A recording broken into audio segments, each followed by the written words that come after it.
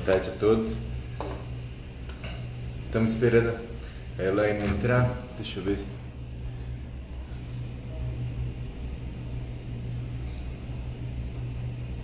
Ainda não.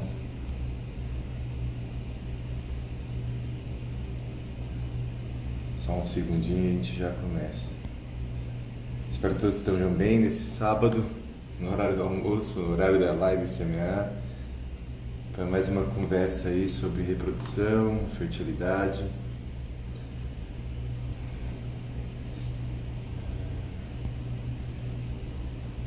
Estou só aguardando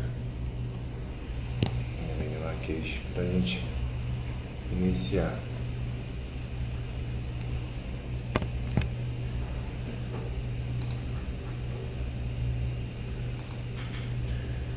Vamos lá, peço desculpas aí pela demora.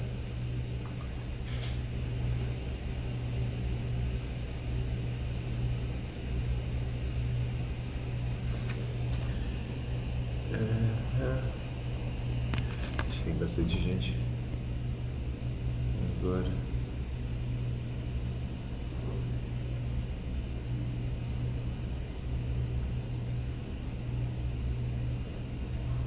Até a Dani, o Vinícius, muito bom. Bom, sigo aqui aguardando a Elaine do direito de parir para a gente iniciar aí a nossa conversa. Opa, Dr. Vinícius, a Dani, Lien, a Joyce, bacana. Achei.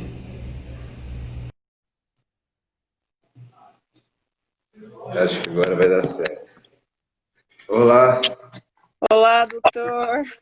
Tudo bem, Elaine? Desculpe aí, eu não sei se eu não te achei. Eu estava procurando, não tenho muita intimidade aí com a ferramenta. Mas agora está tudo certo. Já estamos com bastante gente, olha, já estamos com mais de 40 pessoas.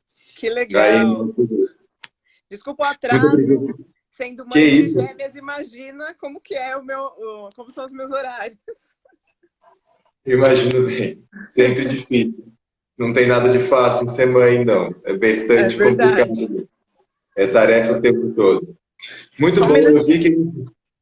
que já tivemos aqui algumas perguntas aí que veio para essa nossa conversa, mas eu queria que você Sim. falasse um pouquinho aí sobre o direito de parir, a gente conversar um pouco também. Por favor, fique à vontade aí. Muito obrigado por esse convite para a gente fazer essa conversa. Espero que dê bastante certo esse nosso tempinho que a gente tem. Vou até colocar o Ah, tempo aqui para não deixar acabar em vão. que legal, doutor. Bom, eu vou me apresentar. Eu quero agradecer também por você ter aceitado o meu convite. Eu tenho ouvido falar muito sobre a clínica e conheço muito pouco dela ainda, até porque vocês ficam um pouco distantes da capital. Eu conheço a maioria das clínicas na capital. E eu fiquei muito feliz com essa live de hoje, para a gente poder trazer um pouquinho mais do que vocês fazem aí. Meu objetivo com o blog é levar informação de qualidade, é fazer com que as pessoas conheçam as clínicas que a gente tem também, para que elas procurem os tratamentos humanizados, para que elas procurem onde elas se sintam bem para realizarem os seus sonhos. Bom, o blog Direito de Parir, ele nasceu há 5 anos, mas eu entrei nesse mundo da fertilização há 8 anos atrás, em 2012, porque o meu marido fez vasectomia, então eu só poderia ter uma gestação através de FIV. E eu entrei em grupos de Facebook para aprender um pouco sobre tudo. Depois do meu ginecologista ter falado que eu poderia ter um filho do meu marido através de FIV, eu fiquei super animada, porque eu achei que nem tinha jeito. Para você ver como a falta de conhecimento acaba bloqueando a gente em algumas coisas. E aí eu entrei nesses grupos, acabei virando administradora de 2 deles. Um é só para receptoras, é um grupo secreto no Facebook, porque você que conhece as receptoras sabe que em muitos casos elas preferem se manter isoladas do assunto em relação às outras pessoas, que é uma coisa que eu venho trabalhando bastante no blog e nos grupos, essa questão da quebra de tabus. Então, administrando esses grupos, eu percebi o quanto esses casais eles se sentiam sozinhos. E com pouca informação. As informações que eles tinham era muito quando iam na primeira consulta. E essa questão de estar sozinho é por não querer falar da infertilidade, principalmente com familiares. Então eu falei, eu vou criar um espaço onde eu possa escrever como eu me sinto e como eu acredito que a maioria se sente. E o blog, na verdade, nasceu 2 anos depois, quando eu fiz uma FIV e tive uma perda gestacional. Eu tive uma perda de trigêmeos, de 2 embriões que viraram 3, e essa gestação ela não seguiu. Tanto que o terceiro a gente nem sabia onde estava. Foi um aborto espontâneo muito sofrido. A gente foi perdendo um filho de cada vez, e o terceiro a gente nem sabia que existia. Foi uma ectópica. Enfim. Então, eu senti uma dor muito grande com a minha perda, e a forma como eu retomei as atividades da minha vida e o tratamento foi colocando para fora a minha dor. E colocar para fora falando sobre a dor geral de todos nós, que vivem infertilidade, que vivem perdas por aborto. E aí nasceu o blog Direito de Parir. Quem sofre com a infertilidade ouve muito aquela questão de por que não adota? Então, por isso que eu escolhi esse nome. Eu acho que é um nome forte que vem desse nosso desejo de engravidar, de ver o filho crescer dentro da barriga. E aí eu fui por anos escrevendo, e aí engravidei das minhas filhas logo depois. E com gêmeos ficou tudo mais complicado, eu acabei dando uma abandonada no blog. E o ano passado eu fiz barriga solidária para uma amiga, que era minha seguidora. Nós nos conhecemos através dos grupos e fizemos uma amizade muito legal, e participando da história dela, chegou um momento que ela chegou no limite e ela engravidava, mas ela não conseguia manter essa gestação, e eu me ofereci para ser o útero dela. Minha afilhada já está com 8 para 9 meses, né? Então o blog ele me trouxe muitos presentes, como esse, de poder gestar a minha própria afilhada.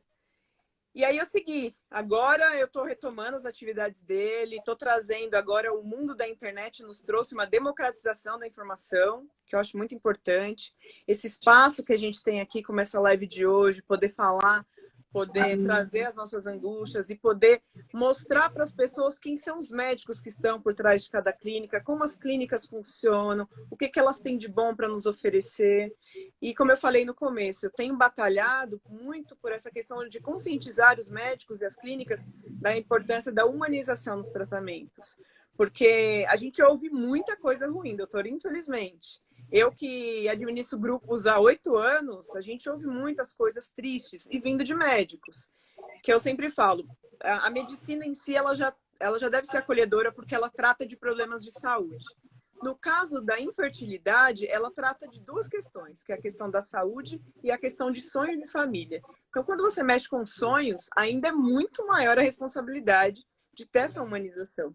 Então, meu objetivo sempre foi esse. Eu fico muito feliz de você ter aceitado, porque eu tenho ouvido falar muito bem da sua clínica. Esse acolhimento que as meninas me trazem pelos comentários que elas fazem, pelas indicações que elas fazem da sua clínica, foi o que me fez te procurar também, porque eu falei, é esse tipo de médico que eu quero que venha falar, porque é esse médico que abraça a causa do direito de parir. Então, eu gostaria que você também se apresentasse aqui, porque tem muitas seguidoras minhas que estão te vendo pela primeira vez. Eu quero que você se apresentasse, falasse um pouco da Semear, e durante o bate-papo a gente vai falar sobre vários assuntos. Ótimo. Bom, parabéns pela história linda aí de superação. Realmente não é fácil, perda de trigêmeos. A gente já teve alguns trigêmeos aqui, de transferência de 2 embriões. É uma situação de bastante risco, que a gente não quer que aconteça, mas algumas vezes acontece. Felizmente, a maioria foi tudo bem, então os 3 bebês hoje, mas é uma situação, é um risco que se corre quando a gente transfere 2 embriões. E o risco aí de perda de gestação é muito grande. E a dificuldade de superar as perdas, qualquer perda, tá? É enorme. E eu nem imagino tanto que deve ter doído, mas eu fiquei muito surpreso e muito contente de ver como é que você usou sua energia aí para superar isso tudo e conseguir beber, e até ajudar outras pessoas a conseguirem um bebê, tá? De parabéns, é louvável. Eu fiquei extremamente contente aí com a sua história. É um prazer aí estar conversando contigo. Falar um pouquinho sobre mim, sobre a Semear. Eu fiz faculdade, estou falando da capital, a gente fica aqui na roça, em Ribeirão Preto, né? Então, eu fiz faculdade, residência, minha especialização em reprodução, mestrado, doutorado, livre docência, fui professor da USP de 2014 a 2016. quando a gente abriu aqui a CMA, em outubro e em dezembro eu larguei a docência da USP e comecei a trabalhar aqui integralmente. E a ideia, o plano da CMA, desde o início, na verdade, surgiu que eu tinha muita vontade de oferecer algo que fosse mais simples, mais econômico, que pudesse facilitar o acesso de mais pessoas à reprodução de alta qualidade. Então, a gente sabia que existia pontos que dava para cortar, mas não é fácil cortar em outros serviços, em outras instituições, é tudo muito engessado. Então, pensei em construir um próprio centro que a gente pudesse focar o máximo possível na eficiência. E também, obviamente, não pode deixar de lado no atendimento humano. Então, e eu acho que isso também é humano, a gente oferecer algo que tenha menos custo, que mais pessoas tenham acesso, e oferecer isso de qualidade, com bastante carinho paciente, pensando em fazer de tudo para que cada casal tenha o máximo possível de chance de ter um filho. Tá? E também pensando nesse carinho e pensando no tanto de tempo que exige para que você tenha um atendimento humanizado, que você acolha a pessoa. A gente fez uma ideia que não existia antes, de um laboratório mais aberto, com muitos médicos. Né? E médicos em vários locais, também pensando em dois pontos, tanto no acolhimento, como também na facilidade para o casal ter um filho usando um laboratório de qualidade barato. Então, tem parceiro em Uberlândia, tem parceiro em Goiânia, tem parceiro em Curitiba, de forma que a pessoa de Curitiba consegue ter o atendimento doutora Daniela, em Curitiba, por exemplo, e vem aqui para Ribeirão o mínimo possível de vezes, gastando o mínimo possível do seu tempo, mas usando um laboratório de qualidade e com um custo mais baixo. E a gente, além disso, foi a ideia de montar uma rede de médicos para conversar, para discutir, de forma que com mais pessoas pensando, é mais fácil a gente chegar num modo mais eficiente, evitar procedimentos desnecessários, fazer tudo aquilo que realmente for efetivo e também permitir essa discussão constante. A gente tem reunião todas as quartas-feiras com todos os médicos da clínica, geralmente são uns 40, 50 médicos reunidos nas quartas-feiras à noite, que a gente está sempre discutindo um tema para aprimorar cada vez mais o nosso tratamento. Então, mais ou menos essa foi a ideia da CMA. E uma coisa que deu uma diferenciada, vamos dizer assim, que a gente acabou trazendo um tratamento mais humano e que eu tenho até um certo orgulho, foi a ideia da criação do programa de múltiplos tratamentos. Que a gente pensou em algo, porque fertilização in vitro, a gente vai lá e oferece, dependendo do caso, 5% de chance de sucesso, 10%, com sorte 30, 40, 30, 50%, mas aí não, com o programa de múltiplos, a gente consegue oferecer 90%, 95%, depende da pessoa aceitar o óvulo doado ou não, pode até passar de 99%, então aí sim a gente está começando a oferecer algo realmente concreto, aquilo que você... Ninguém... É muito difícil alguma coisa que você investe um dinheiro, um tempo para ter 5% de chance de sucesso, né? Então isso é muito difícil, muito frustrante para o médico, muito frustrante para o paciente. Então, com o múltiplos, a gente conseguiu mostrar, olha, vamos desenhar um plano de tratamento no qual consiga te oferecer pelo menos 80% de chance de sucesso. Vamos pensar com 80% no mínimo. E aí, essa ideia do múltiplos e de umas calculadoras que a gente fez aqui para permitir esse tratamento mais tranquilo aí para os casais, em que eles saibam que vão conseguir atingir, ou pelo menos que vão ter uma boa probabilidade de atingir o sucesso com investimento de tempo, recursos financeiros, de expectativa e frustração que acontece também, mas tudo num planejamento que tem uma boa chance de sucesso. Então foi esse um resuminho aí da CMA. Esses dias a gente fez um vídeo aqui, recente, que o meu amigo Ricardo Iacura fez um vídeo muito bacana, depois eu quero ver se eu te coloco aqui no IGTV da CMA para as pessoas assistirem mostrando nosso laboratório, nosso centro cirúrgico. Que legal, doutor. Eu adorei, na verdade. Eu fiquei sabendo, através de um dos meus grupos, alguém postou no grupo e falou sobre esse programa, e eu achei fantástico. Como eu falei, assim como a internet hoje ela traz a democratização das informações e que as pessoas elas conseguem ter essa acessibilidade muito mais fácil do que a gente tinha 10 anos atrás, eu acho que as clínicas elas também têm que caminhar junto. Nós precisamos evoluir. E isso que você me falou é extremamente importante, esse conjunto de médicos discutindo sobre como que a gente pode melhorar nisso? Infelizmente, a questão financeira é uma questão que acaba dificultando para muita gente e acaba ficando que meio elitizado.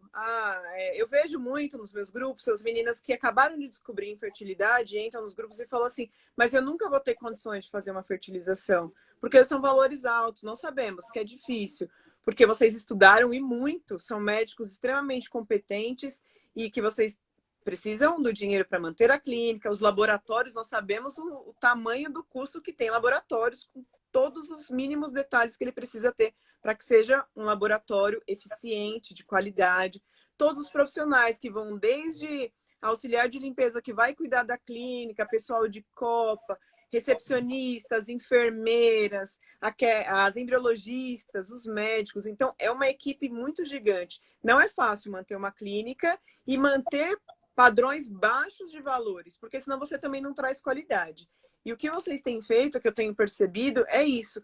Conseguir esse equilíbrio. Conseguir manter um laboratório de qualidade com todo mundo satisfeito e também trazendo essas chances maiores para os pacientes. Isso me deixou extremamente feliz. Porque me corta o coração toda vez que eu vejo alguém falando eu não vou ser mãe porque eu não tenho condições de pagar uma fertilização. E eu sempre bati nessa tecla. As clínicas precisam desengessar um pouco, precisam parcelar, precisam fazer planos melhores. Dá para fazer? Dá para fazer. Mas existe essa boa vontade que eu acho que vocês estão tendo.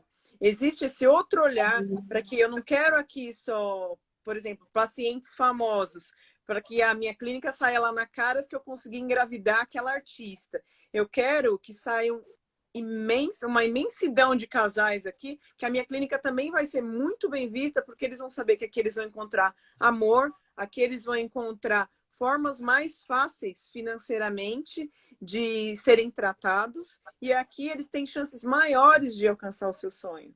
É muito ruim ver alguém falando, eu vou gastar 40 mil reais num tratamento e eu só posso tentar uma vez. E se aquela uma vez não der certo? Aí para ela o sonho acabou. Então, com esses planos múltiplos, eu vejo assim uma imensidão de pessoas conseguindo alcançar o sonho e que foi muito da boa vontade de vocês de olhar para um outro público. Não que vocês não vão atender grandes artistas, vão atender grandes artistas.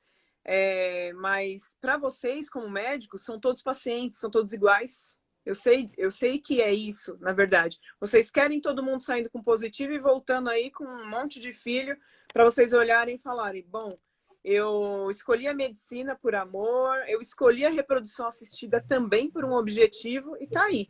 Eu acho que a alegria da gente é isso. Toda vez que alguém vem com uma mensagem de agradecimento para mim, por toda essa história, nesses 8 anos, eu ajudei muita gente, eu me envolvi em muita coisa, eu já briguei com o médico pela internet para defender as minhas seguidoras. E então, durante todo esse período, às vezes eu recebo umas mensagens e assim, eu acho que o que eu faço ainda é pouco.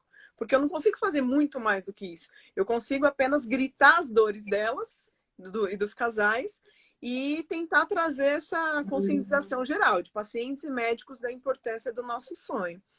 Mas quando eu recebo essas mensagens, isso me dá uma gratificação tão grande e eu fico imaginando para vocês, quando recebem aqueles testes que a gente faz antes do dia de farmácia, que ninguém se aguenta. Eu fico imaginando como o coração se enche de paz e de amor quando vem esses positivos. E esse pacote de vocês eu achei assim extremamente fantástico, doutor. Está ajudando muita gente, muitas meninas dos meus grupos são pacientes suas e foram elas que me trouxeram essas informações e eu fiquei muito feliz mesmo. Eu desejo que seja cada vez mais sucesso, que a clínica cresça cada dia mais, porque o meu objetivo sempre foi esse. Mostrar caminhos que são diferentes, mostrar caminhos que são possíveis e sempre com esse amor, com esse carinho, com essa humanização. Eu ouvi falar de você esses dias numa live que eu fiz com a Liana, que é do Quarteto da Ovo Recepção. A Liana foi receptora e fez tratamento contigo. Eu lembrei das palavras que ela me falou, que você falou para ela, a forma como você acolheu, a forma como você deixou que ela ficasse livre, sem ficar, olha, você só tem esse caminho, então é aqui. Não, foi de uma forma leve. Ela me falou e eu fui absorvendo aquilo como se eu estivesse na cena. E eu falei, esse tipo de médico que nós precisamos. Aquele que te mostra que é aquele caminho, às vezes, infelizmente, é aquele caminho, mas, dá para ir por aqui. tem amor aqui, tem outro caminho por aqui que é interessante também, dar o espaço para a paciente chegar e entender a recepção, que nós sabemos que ainda é um tabu. Né? Como eu tenho um grupo, como eu falei no começo, um grupo secreto, então imagina os tabus que a gente vem quebrando aí nos últimos anos. Mas esse acolhimento e essa paciência com a paciente, eu acho extremamente importante. Elas precisam desse tempo para sofrer, absorver o luto da falência ovariana, que é uma coisa que realmente mexe com o nosso feminino, mas elas precisam desse carinho, elas precisam dessa atenção e dessa responsabilidade que vocês vêm tendo. Né? Então, eu quero parabenizar por todas essas questões que você me falou e por tudo isso que eu tenho visto e ouvido falar. Né? Eu não teria chegado em vocês se não ouvisse falar, tanto de vocês como eu tenho ouvido falar. E eu estou lendo aqui, enquanto você estava falando, eu também estava vendo as meninas falando, o médico é maravilhoso, a clínica é maravilhosa, eu não sei como eu não conhecia antes, então eu estou achando maravilhoso, porque é isso que eu quero mesmo. Eu quero que todo mundo que tenha o sonho que eu tive um dia que eu consegui alcançar, também alcance. Eu recebi um monte de perguntas, doutor, mas, igual eu falei, né? São tantas perguntas e sobre tantos assuntos, e a gente sabe que fertilização, inseminação, infertilidade não dá para a gente falar em uma hora. Então, eu espero que a gente possa se encontrar aqui outras vezes para falar sobre vários assuntos específicos, mas hoje eu queria trazer esse conhecimento sobre a Semear, esses planos que eu achei muito legais, e eu queria falar um pouquinho, no geral, de como é aí. A questão do laboratório, vou fazer algumas perguntas específicas. Eu não vou entrar nos assuntos de infertilidade, como eu falei, porque nós temos na verdade, nós temos pouco tempo e muito assunto, e eu não quero deixar nada pela metade, tá bom? Então, uma das coisas que eu queria perguntar, nós falamos de laboratório e parcerias. Eu queria falar primeiro sobre as parcerias. Você falou que tem médicos parceiros em outros estados, eles usam o laboratório da Semear e conseguem acompanhar as suas pacientes, os casais, nas suas clínicas dentro dos seus estados. E aí vão para aí só quando precisa da parte laboratorial mesmo, é isso? Exatamente isso. Então, a gente tem médicos que a gente preza muito, são fundamentais aí para semear e para assistência, para permitir esse acolhimento todo. E eles conduzem o caso totalmente. E sempre que eles têm qualquer tipo de dúvida, eles têm um grupo específico junto com a Semear, o grupo deles, para discutir alguma dúvida, algum tratamento, se eles querem minha opinião em alguma coisa, para que todos possam ter o melhor tratamento possível. Então, quando você está sendo assistida por alguém da Semear, o médico ele tem essa possibilidade de conectar conosco e conseguir as nossas informações para sempre tirar aí a nossa experiência, porque a gente, por fazer muitos casos, a gente acaba tendo muita experiência, o que acaba agregando aí na sabedoria. E conseguir discernir o que vale mais a pena ou não.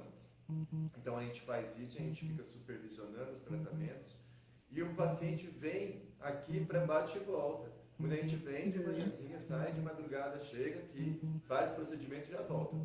Tá? Então isso é possível ser feito, porque também isso é importante para minimizar os custos do tratamento, seja o custo de tempo e também o custo de dinheiro gasto, com Hotel, com outras coisas que pode ser mais bem investido em mais tratamento para conseguir um filho. Tá? Você colocou o ponto aí de acesso, ainda no que estava falando, e eu acabei lembrando. O Brasil tem muito pouco acesso à reprodução assistida. Tá? Os Estados Unidos tem mais, mas ainda é pouco. Lá tem 5 vezes mais ciclo do que no Brasil. Mas os países que têm mais acesso à reprodução assistida fazem 20 vezes mais tratamento por habitante que o Brasil. Então, era de se esperar, se for considerar o nível do Japão, o nível da Austrália, que a gente fizesse 800 mil ciclos de fertilização in vitro por ano. No Brasil, a gente faz 40 mil. Esse ano, muito menos por conta do Covid, que acabou atrapalhando muita coisa. Mas veja a diferença que tem. E uma das maiores alegrias nossas, assim, obviamente a gente fica feliz por todos os pacientes, tá? Todos, sem exceção. Mas quando a gente consegue ver pessoas que antes não teriam acesso, conseguirem. Então, um dos casos que a gente tem, que é bem ilustrativo da clínica, foi um casal que veio e conseguiu um positivo. O marido, ele trabalhava fazendo limpeza de piscinas, de casas diversas, e numa dessas casas tinha um juiz que tinha feito, não tinha conseguido, ficou sabendo por ele, tinha feito aquilo, o juiz veio aqui e fez também. Então, vejo que é bastante democrático, assim, o acesso, e isso traz uma grande felicidade para ele, de atender todos os públicos e conseguir maior, conseguir um parcela um pouco maior, não é todo mundo ainda, infelizmente a gente não consegue, mas uma parcela, a gente ampliou um pouco o espaço para fertilização in vitro, isso traz uma alegria enorme e tratamento aí de qualidade, que a gente vê as pessoas engravidando, tá? Não adianta oferecer algo que não funciona, que você só está jogando dinheiro das pessoas fora. Então, oferecer o mesmo tratamento, a mesma qualidade, mas preço um pouco mais baixo. Tá? Então, nesse sistema de parceria que ajuda na parte da economia também, a pessoa vai, conversa com o médico da cidade e vem para cá estritamente para os procedimentos. E essas pessoas que são de outros estados, que estão com médicos parceiros, eles também conseguem... E como eu baixo o seu som? Eu estou ouvindo a sua voz com bastante eco. Melhorou? Ainda está baixo, mas eu estou escutando. Não sei se está baixo para todo mundo. Deixa eu ver se alguém está falando que está baixo aqui. Se sou só eu que estou com problema, porque eu sou péssimo aqui com qualidade do som ruim. Do doutor. Fez de novo agora, se melhorou.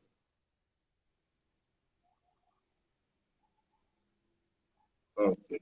O meu som tá bom? Eu perguntar para quem está. Melhorou tá agora. Um pouco então, de eco, doutor. Tá bom, meu som. Então, o seu tá baixo mesmo. O meu som tá ruim. Ixi, então tá tudo ruim aqui. Eu tô tentando, mas não sei qual que seria o problema que abaixou. Vamos lá. Então, Melhorou. Vou ficar mais perto aqui do som. Eu vou ficar mais perto aqui também, ver se dá uma melhorada.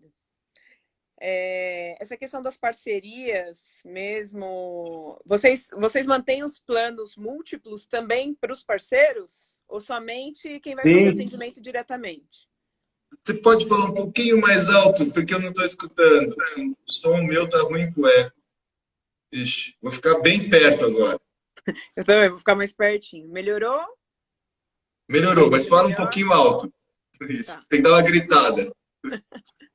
Então, esses planos múltiplos, eles também funcionam para essas parcerias?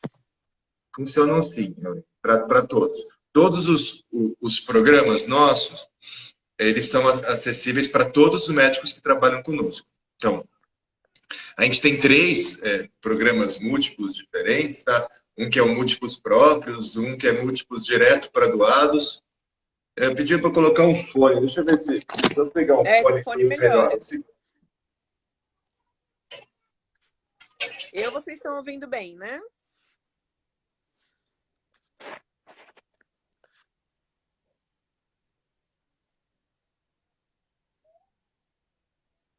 Gente, eu vou deixar aqui para vocês a página do blog e a minha pessoal também, tá bom? Caso vocês queiram ver, tem bastante material lá para vocês conferirem sobre vários assuntos, até coisas que vocês me perguntaram.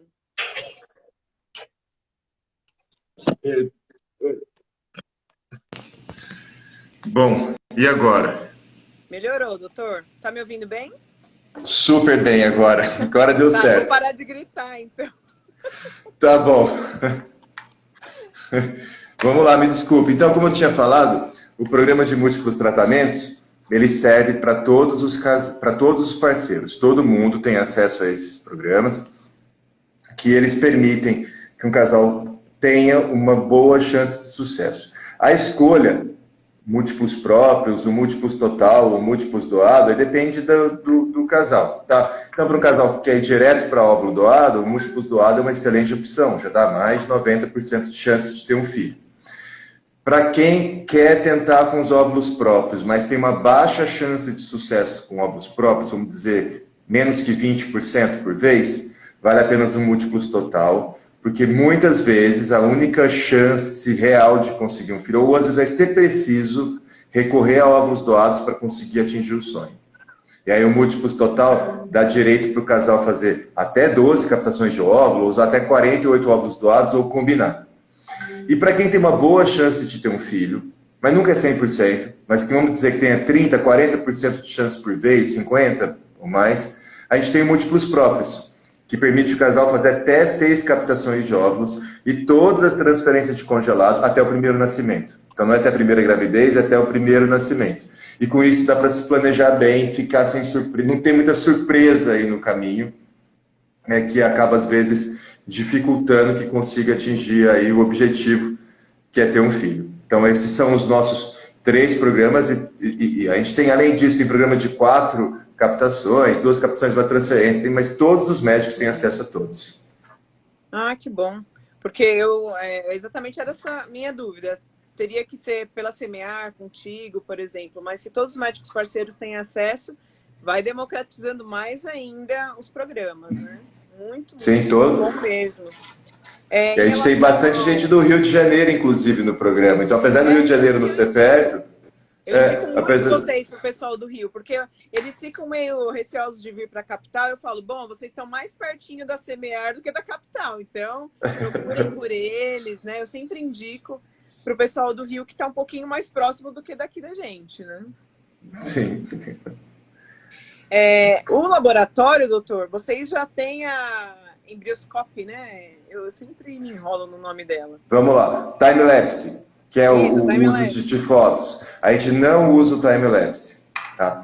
A gente não usa o time-lapse. Teve um grande estudo feito, publicado, o maior estudo feito sobre o assunto, publicado no ASH do ano passado, mostrando até pior resultado em quem faz time-lapse do que o cultivo tradicional. Tá? Então a gente não utiliza, porque isso seria um aumento de custo desnecessário. Tá? Então, tudo exatamente por isso que eu imaginei, porque eu falei, manter uma time-lapse também se torna mais caro. Torna mais caro. Ela ocupa mais espaço, ela é mais cara e ela expõe o embrião à luz. Tira foto de tempo em tempo. E essa exposição à luz pode ser o responsável pelo resultado um pouco pior, observado no maior estudo já feito até o momento, sobre time-lapse. Então a gente não utiliza. O que a gente faz de diferente, a vantagem principal que o time-lapse que as pessoas colocam é não ficar tirando o embrião da estufa para examinar. O que a gente faz é não tirar o embrião da estufa para examinar. A gente só tira no primeiro dia para ver se fertiliza. Então a gente não fica olhando no D2, no D3, no D4, porque não precisa tirá-lo da estufa. Não faz diferença. Então a gente olha só no primeiro dia e depois a gente olha de novo só no 5º dia. De forma que fica um cultivo fechado da mesma forma. A gente não expõe esses embriões à luz necessária para tirar as fotos. E a gente deixa no menor custo possível com o melhor resultado. Tá? Então, no momento em que alguma tecnologia realmente trouxer um aumento na efetividade, a gente incorpora. Até porque, como a gente tem um programa múltiplos, vamos dizer, até do ponto de vista financeiro, compensa. Quanto antes eu conseguir fazer a paciente ter um PB, menor é o custo para a clínica. Mas é difícil para o paciente distinguir aquele gasto que é importante do gasto que é desperdício. E a gente, como clínica, que eu estou lidando com mais pessoas, eu vou investir naquilo que traz resultado. Porque não adianta, todo real que eu investir naquilo que não é útil, eu vou estar encarecendo o tratamento para todo mundo e eu vou estar dificultando atingir o objetivo, dificultando o acesso. Então, essa aqui é uma vantagem nossa também e é uma vantagem do múltiplos, porque o casal passa a confiar mais na gente. Eu não preciso me ceder ao marketing, ceder às indústrias e falar, eu tenho isso, eu tenho aquilo, eu tenho outro, para convencer que tem um bom tratamento. As pessoas acreditam que a gente busca o melhor resultado possível, porque é até interessante comercialmente para a clínica. Quanto antes tiver o bebê, menos ciclos faz. Então a gente, vamos dizer assim, é o nosso interesse enorme atingir uma gravidez e é uma nossa responsabilidade não investir nada naquilo que não trouxer benefício. Entendi, doutor. Eu não sabia sobre esse estudo, achei muito interessante, é uma informação nova para mim. Eu leio bastante, principalmente quando eu vou fazer as lives, eu estudo sobre os assuntos. E, assim, 8 anos ouvindo, para mim, é que a minha visão é diferente, porque eu não sou médica, eu não tenho o conhecimento técnico, mas em 8 anos eu já ouvi todo tipo de história, experiência, tipo de infertilidade. O meu caso mesmo foi um caso bem complexo. Eu tive uma ectópica cornual, que é raro, né? Não é tão comum. Geralmente as ectópicas são de trompa ou ovário. A minha não. O bebê foi parar no abdômen. Até hoje a gente não sabe como, mas foi.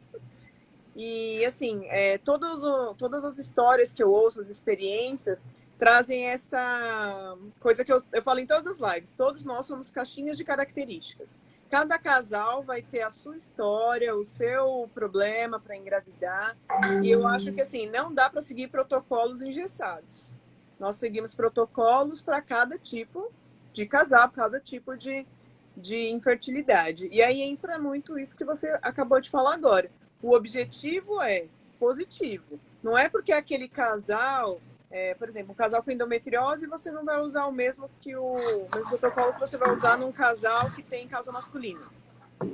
E aí você não vai fazer aqueles casais que têm protocolos diferentes fazerem os mesmos exames, as mesmas buscas, sendo que é um gasto a mais e, de repente, como você falou, que não vai servir para nada, só vai servir para ele ter que gastar mais tempo para realizar o tratamento. Então, eu sou super a favor de tratamentos práticos. Ó, a gente precisa chegar no objetivo final. Como encurtar esse caminho? Claro que a gente sabe que a parte de exames ela é extremamente importante. Às vezes, a gente faz exames que não vão detectar algumas coisas e a gente precisa de outros, igual os exames genéticos hoje, principalmente para pacientes com idade mais avançada. Mas eu acho que essa questão da praticidade melhora em muito, principalmente essa questão financeira e de chegar no objetivo final para a paciente olhar e falar, bom, eu fiz o que tinha que ser feito, né? Nós investigamos, nós fizemos, se não deu dessa vez é porque não foi o melhor ciclo, não foi o melhor embrião, mas a gente vai chegar lá. Esse encurtamento do tratamento que eu acho muito legal, que eu acho muito triste uma paciente escrever num grupo que eu já estou na 10ª tentativa. A gente sabe que a FIV não é 100%. Mas, assim, aí eu começo a perguntar. Quando ela passou por 10 tentativas, aí eu já começo a perguntar. Você fez isso? Você fez isso? Você fez isso? De tanto ouvir, né? Eu já decorei todos os exames de trombofilia, de antimuleriano, de reserva baixa, de reserva boa, de endometriose, tudo. Eu já começo a perguntar. Aí eu vejo algumas falhas. Ah, nessa daqui não perguntou. Nessa daqui esperou eu ter 3 abortos para poder fazer trombofilia. Essa daqui não fez exame genético. E aí eu vou vendo, aí cada uma dessas foi uma tentativa. Não encurtaram o caminho dela. Aí, quando a pessoa chega em 10 tentativas, ela já não está aguentando mais. Ela já está quebrada financeiramente, o psicológico já foi para um outro lugar também, o casamento já desabou.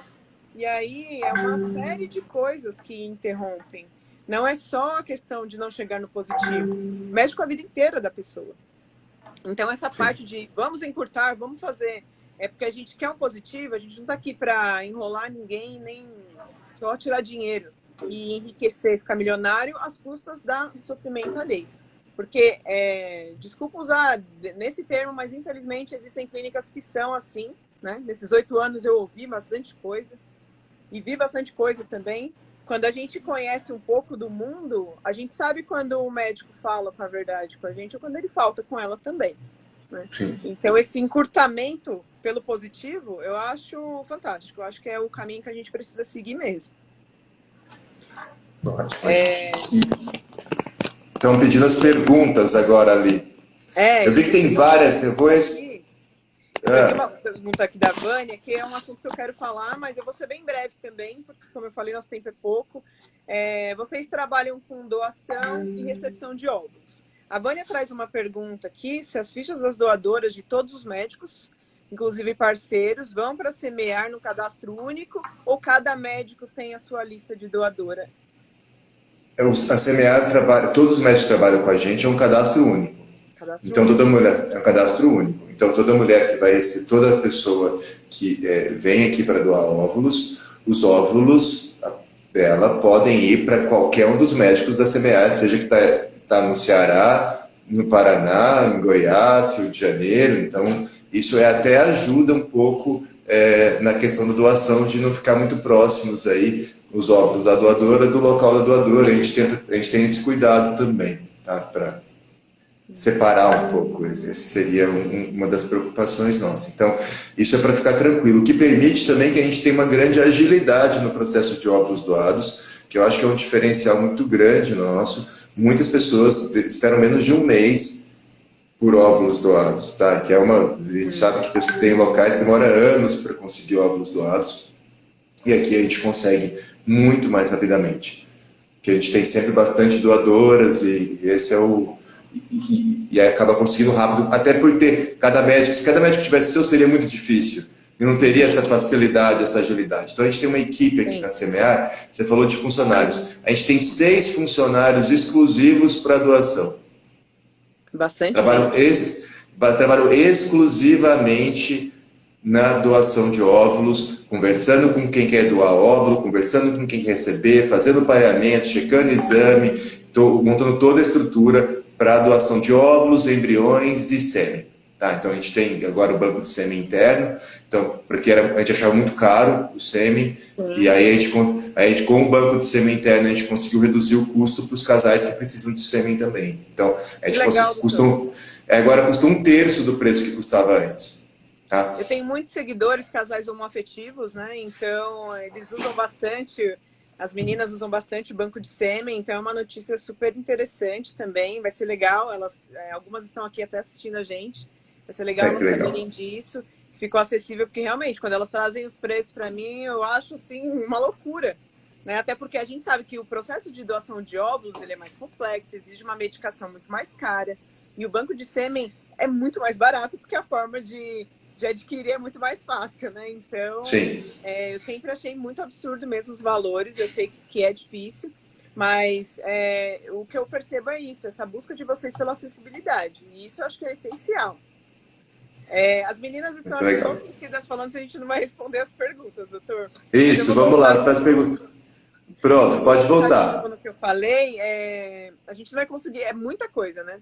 Surgiram vários assuntos, eu fui lendo mais ou menos aqui, surgiram vários assuntos. Como eu falei... E depois também, eu vou pegar as perguntas todas que foram para a caixa, pedir para a Jordana me ajudar, e a gente fazer um especial de respostas disso por escrito. Eu vou responder todas depois, que a gente não conseguir abordar, tá? Para não ficar nada. Assim também fica tranquilo, e a gente põe no nosso grupo do Facebook, no nosso grupo de tentantes. A gente precisava, aqui não dá para colocar no Instagram, porque eu acho que não tem jeito de colocar muita coisa de texto, mas a gente faz sim. Dá para fazer. E eu vi algumas perguntas aqui que tem lá no blog também. Eu já passei aqui o link para todo mundo. Pode me seguir tanto no perfil pessoal como no perfil do blog. Eu tenho várias lives. Teve gente que perguntou sobre acupuntura. Eu tenho uma live inteira sobre acupuntura, com médica anestesista que faz acupuntura. Então, muitas das coisas que elas estão perguntando aqui também tem lá. Vocês podem procurar pelo blog, vai ter muita informação. E como eu falei, eu vou voltar outras vezes com o Dr. Wellington para falar sobre assuntos específicos. Hoje eu queria fazer mais essa apresentação da clínica, de como era esse plano, esse programa que eles têm de múltiplos, que eu acho muito interessante, né? Para que vocês conhecessem também o Dr. Wellington, né? Muitas de vocês já conhecem, mas as minhas seguidoras poucas conhecem ainda. Ele fala que está lá na roça, né? Ribeirão Preto, que é uma cidade maravilhosa, que eu adoro. E eu espero que quando acabe a pandemia eu possa ir visitar vocês aí e conhecer a clínica de perto. Muito legal. Uma questão que eu queria perguntar é sobre essa questão de doadores e receptores. Então, vocês têm cadastro único. Vocês trabalham também com doação compartilhada? Fazem ciclos juntos, com óvulos frescos ou somente com congelados? Então tá, a gente não faz doação compartilhada, tá? Por um motivo que todo mundo saia frustrado. Aqui, as pessoas que aceitam doar voluntariamente os óvulos têm direito a indicar uma pessoa para fazer um tratamento gratuito. Então é assim que funciona.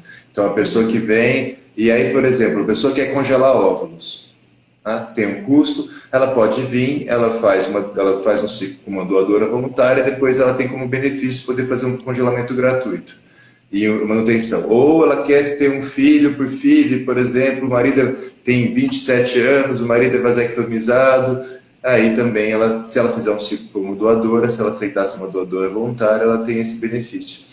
E com isso, e a gente só usa óvulos frescos porque o resultado é melhor ainda, tá? O congelamento de óvulos tem uma perda, infelizmente, não é que perde muito, mas perde consideravelmente a chance de sucesso. Então, para que a gente consiga atingir mais pessoas com o filho, vale a pena a gente se esforçar aí para conseguir fazer o programa de óvulos frescos, que é mais difícil do que de óvulos congelados, que, vamos dizer, pela questão prática, é mais simples, você vai fazendo e congelando, não precisa estar pré-pareado. Então, isso tudo traz para a gente uma dificuldade, por isso que eu preciso das 6 pessoas trabalhando nisso, porque não é fácil, tá? Fazer tudo funcionar bem ajustado, mas é recompensante, porque a gente tem muitos bebês de óvulo doado, mas muitos.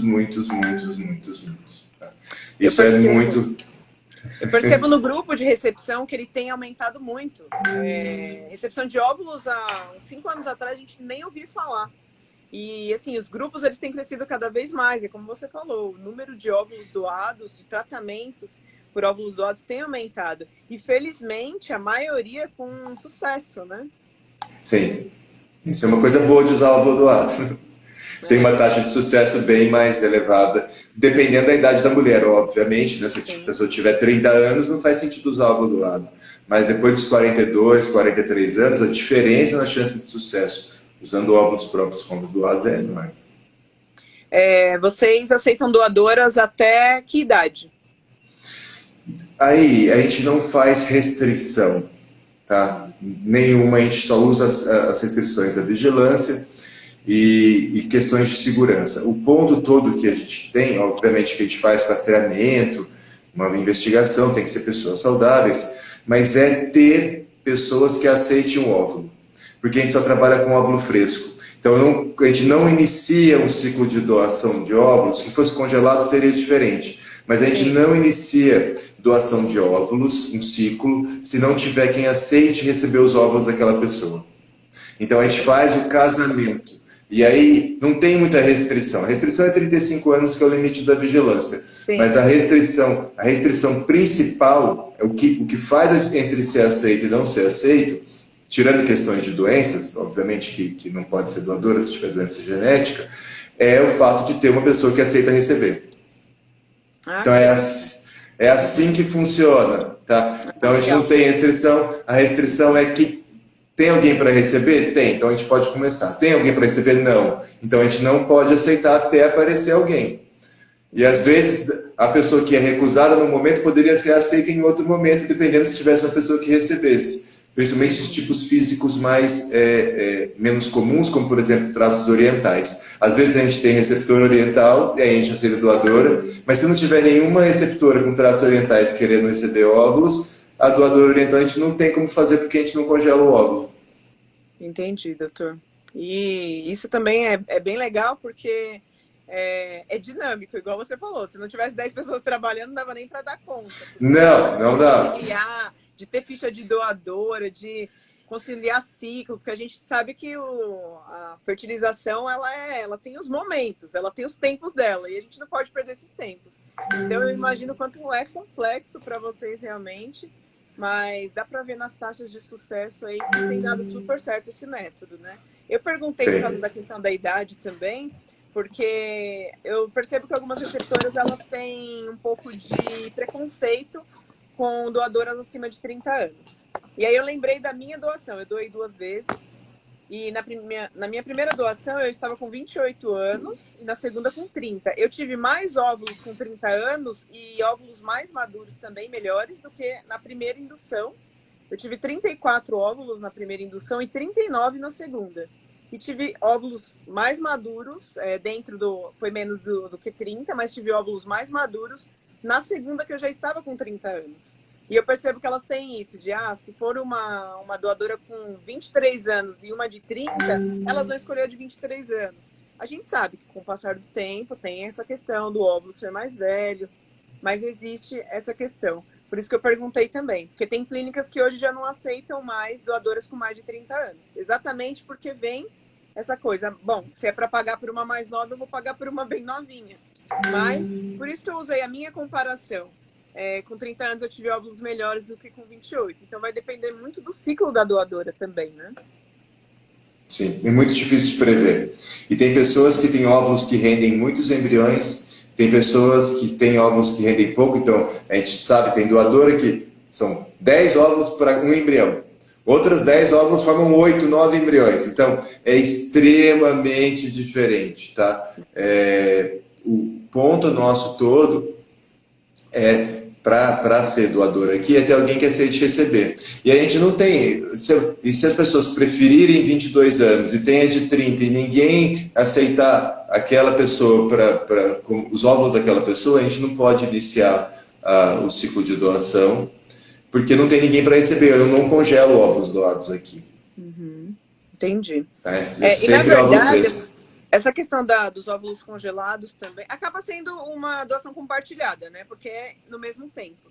Porque eu lembro que quando saiu também a resolução do Conselho sobre doação, se falou muito dessa questão de banco de óvulos, né? Porque banco de óvulos acaba não tendo controle, não tem controle sobre qualidade, porque cada clínica vai fazer lá o seu. Então, essa questão dos óvulos frescos eu acho muito interessante por causa disso.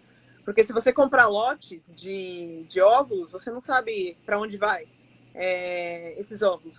Comprou o lote de número tal, os óvulos frescos, você tem noção de quanto você tem ali para trabalhar, né? Os congelados, sim, você vai descobrir depois que descongelar o que você perdeu, né? Então, acaba sendo um pouco injusto. Tem uma perda, sim. No processo de congelamento, tanto no número de óvulos, quanto no potencial de cada óvulo virar um bebê. Entendi. E essas doadoras, elas preenchem fichas com características, e as receptoras, elas recebem essas fichas e escolhem baseado as doadoras nessas fichas que vocês trazem. São informações físicas, né? Eu sei que não pode ter nenhum tipo de identificação, já doei também, né? Porque o processo ainda é anônimo no Brasil, que eu acho um pouco arcaico também, mas ainda assim que funciona. Então, elas recebem essas fichas com características físicas, psicológicas. É uma ficha bem completa? É uma ficha com as características que a gente julga ser as mais relevantes para a pessoa escolher.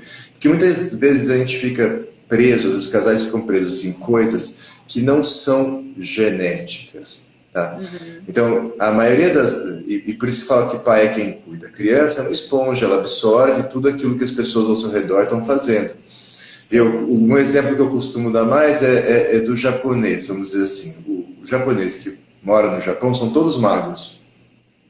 Mas você vê aquela mesma pessoa, quando vai para os Estados Unidos e vem para o Brasil, tem vários que são obesos. Então, às vezes a pessoa fica achando que a obesidade é genético, mas não é. A obesidade é algo comportamental. Se uma criança nasce numa casa que as pessoas comem biscoito Oreo com sorvete, assistindo televisão todos os dias, ela vai ficar obesa mais facilmente, vai sentar com sorvete, com Oreo para comer em qualquer momento.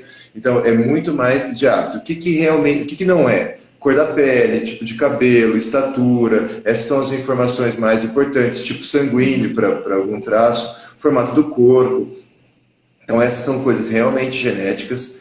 E parte psicológica, quem tem filhos sabe, um é totalmente diferente do outro, que um é mais bravo, o outro é mais alegre, mais calmo. Essas coisas são pouco genéticas, são muito mais por acaso, assim, do tipo de comportamento. Mas para essa decisão, eu acho que é bastante suficiente. Eu não vejo nenhum tipo de limitação, assim, de não ter informação suficiente. E o mais importante é que a gente tem essas 6 pessoas que trabalham nisso e que fazem um sistema de pareamento baseado na fisionomia dos casais. Tá? Então, olha um, olha o outro, a gente tem acesso e a gente oferece para aqueles que têm uma certa semelhança, tentando buscar maior proximidade, para que não destoe. Mas, vamos dizer, eu penso que o objetivo todo é simplesmente não parecer, quando nascer criança, que a mulher pulou a cerca, tá? Lógico, o único objetivo é esse, porque todo mundo vai achar que é filho dela, mas se nascer muito diferente, vai achar... E a culpa sempre tá em cima da gente, né, doutor? Infelizmente. Sempre. Se for casais dois, bem, vamos dizer assim, bem escuros, nasceu um loirinho de olho azul, vão achar que pulou a cerca, ou nasceu um oriental, então, isso que tem que se evitar. O restante... A variabilidade que existe entre irmãos, entre os casais, é muito grande. Eu acho que a gente se apega um pouco, e isso tem a ver até com o luto de não ter conseguido com os próprios óvulos, mas é tudo muito, vamos dizer assim, pouco importante no final, frente à alegria de ter um filho. Eu acho que o importante mesmo é só não ficar, quando sair os 3 na rua, achar que a mulher pulou a cerca. Esse que é o ponto de usar o óvulo doado, tá?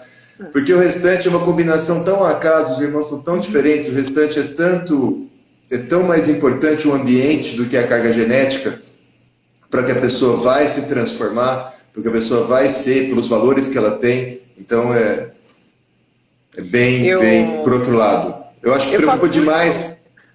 Pode falar. Muito essa questão, doutor, que no caso das receptoras, né? Eu falo, filhos não são nossas cópias, não são xerox da gente.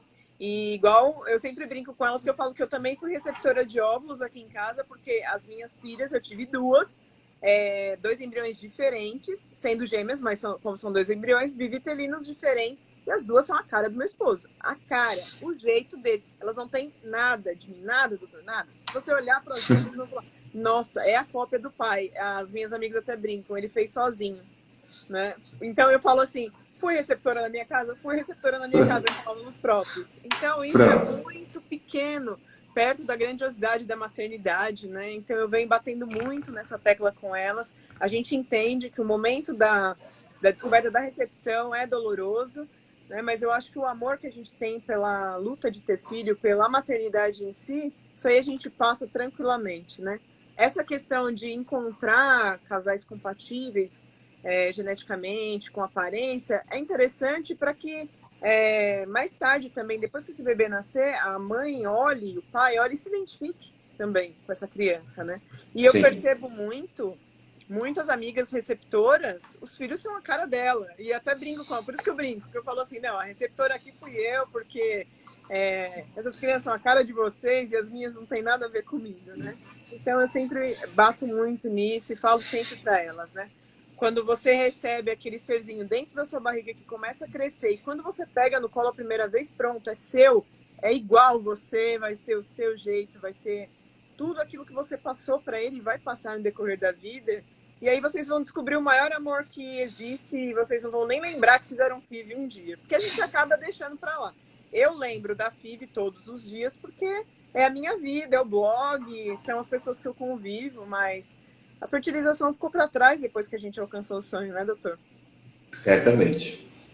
Tem alguém falando aqui, uma coisa que eu ia perguntar também é se vocês pedem foto da receptora. Vocês devem pedir para poder fazer comparações, né?